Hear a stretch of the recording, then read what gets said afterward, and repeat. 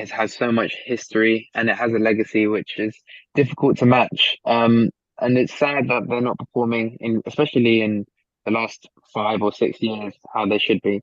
It's been a while since they've had their last win. I think that was with the one and only Pastor Maldonado, if I'm correct. But yeah, I think it would definitely take a toll on his career. But it's a shame that the rest of the grid, in terms of constructors, don't value Carlos Sainz as much as he should be.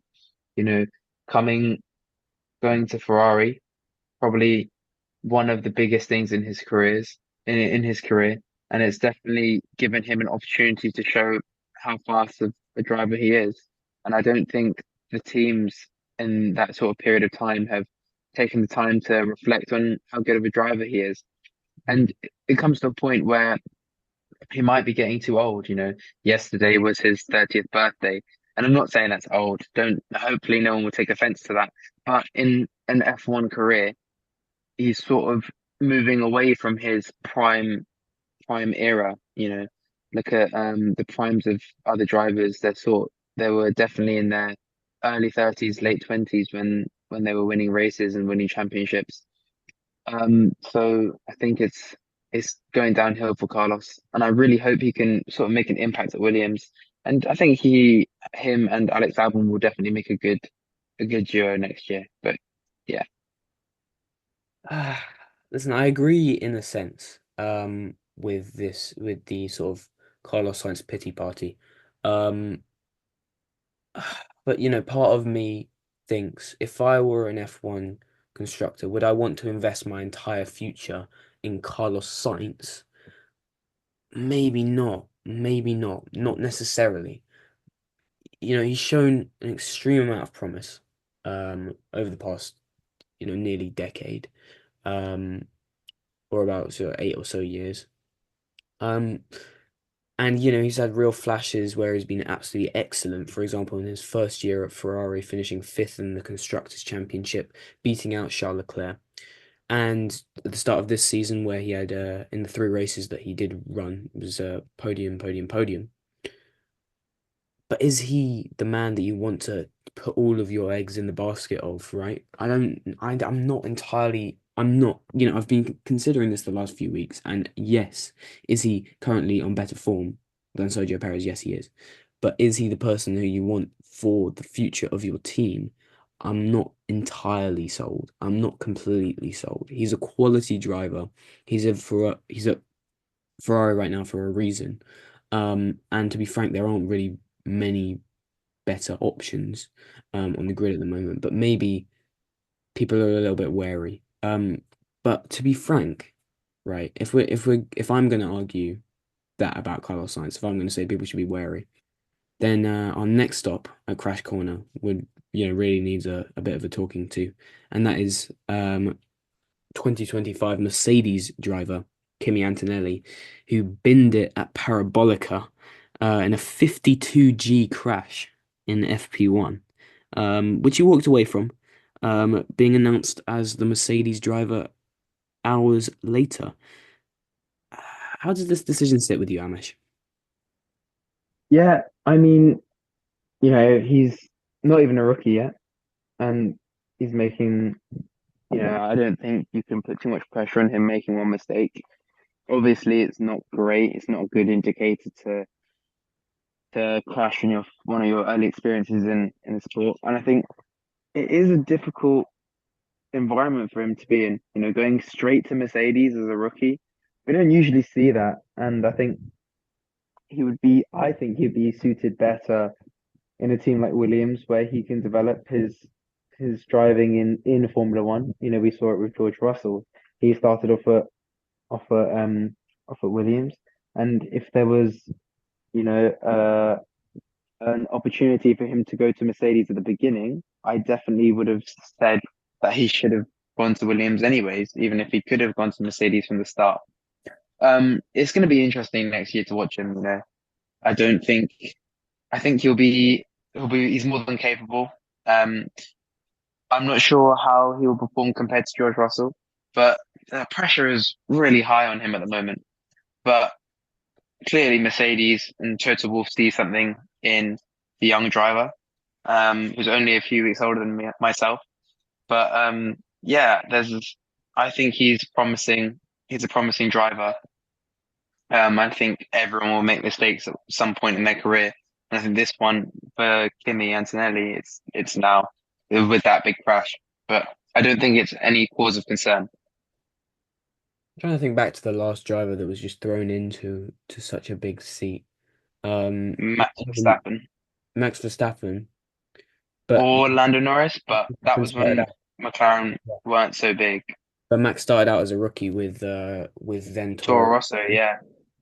Sebastian Vettel Yeah, started out as a rookie at Toro Rosso. I want to say Alex Albon. Alex Albon finished his rookie season at Red Bull. That That's a big thing. I think it was probably down to Pierre Gasly,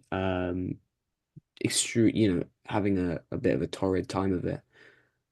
Ah, True, but it can't- doesn't take away the fact that managed to make his way to Red Bull. and look I how that think worked the out. fact, Look how that worked out. yeah, He got. exactly, yeah, exactly. It is a shame.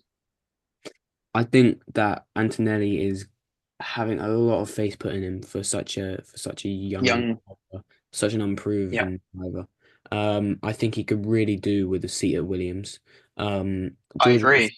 George Russell, for all that he has always been a quality driver, has um, I feel like his skill and his racecraft was molded in that 3 years at Williams. He managed to secure a podium with them back in Spa in that race that was essentially rained off. Um, And Obviously, it was dictated by qualifying, which yeah, gives him the name Mr. Saturday. absolutely. And when he was thrown into that Mercedes, he frankly should have secured the victory. Unfortunately, due to reasons out of his control, he could not. Um, but I don't think Colapinto is a generational talent in the same way that George Russell is. Sorry, Colapinto. I don't think that Antonelli is that talent. I just don't envision him having a great season next year. And a couple bad seasons on the trot, I don't think Mercedes can really afford that. Maybe they're experimenting with Antonelli in the hope that when the 2026 regulations come around, they will. That's a theory. That Mercedes could be sort of throwing the next few seasons in a way to prepare to save up funds for the 2026 regulation change and then 2028 in the future. But it just seems like a bit of a baffling strategy for success from Toto Wolff, who hasn't really been on his best form the past, I would say since he signed Russell. From that point onwards, it's been a bit of a downhill trajectory for Toto Wolff. Yeah, I agree. I mean, there's not really much else to say on that note, but yeah, I think they definitely see something in the future that we don't. There's probably way more information about Kimi Antonelli than that is out there, but we just don't know it because it's behind closed doors. And I think all we can do now is just wait until that seat is open for him and he can jump in and get going. But yeah, We'll have to see how looking he does. forward to it. We will have to see how he does. Last off at Crash Corner to finish off the pod this week.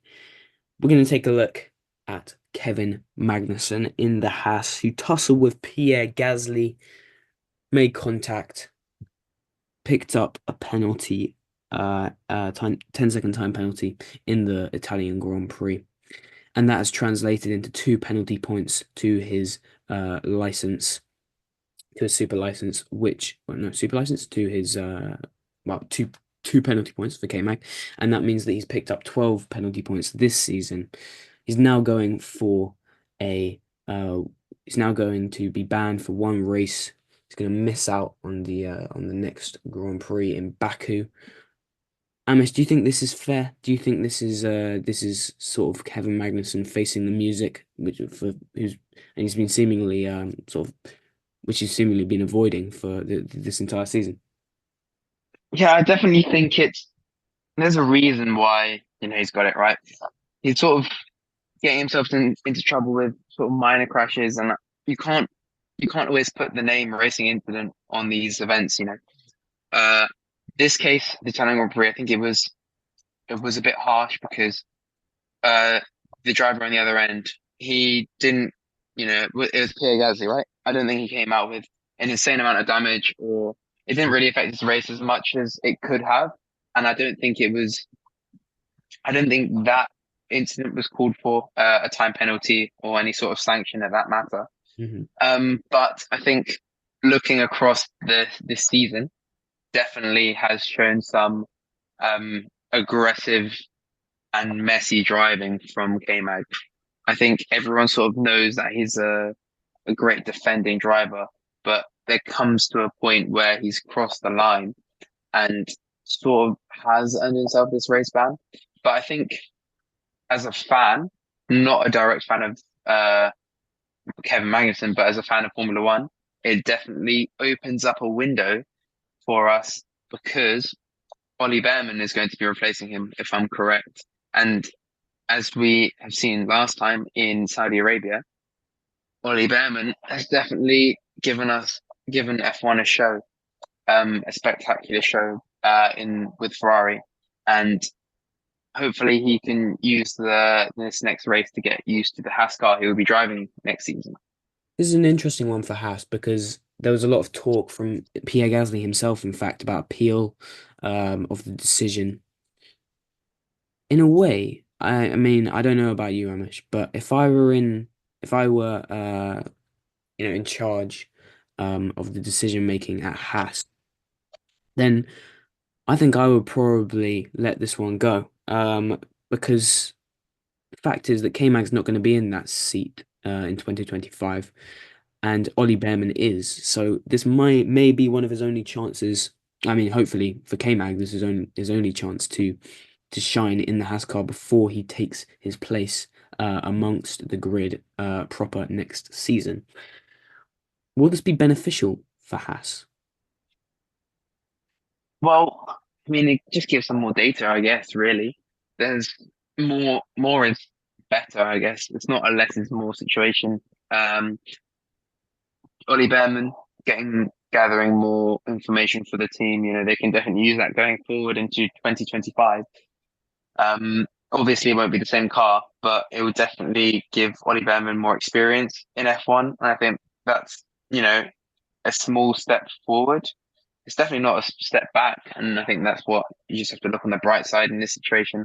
It's unfortunate that K-Mag can't be racing, but for the team and for the future, it's definitely, a positive outcome. I agree with you, Amash. I think that seeing Ollie Behrman in that Haas will be music to the music to the eyes, mixing metaphors there, to Gene Haas, who needs to see if he's putting his money in the right place this time around. They've gone through now. This is going to be their third time in the past 5 years where they're going to refresh, where they're going to do a complete reset of their driver lineup, and so I think they will want to collect some data. They'll want to see how it's going to work out. Amesh, thank you for joining me as always. Thank you everybody at home for listening. Next time out, we're going to have a round of F1 unpopular opinions. We're going to go over the 2025 driver lineups and see how our predictions diverged from the outcome. And we're going to preview the Azerbaijan Grand Prix for you. All of that coming next week. Amesh, thank you for joining me on yet another double episode. It's been lovely to have you. Thanks very much.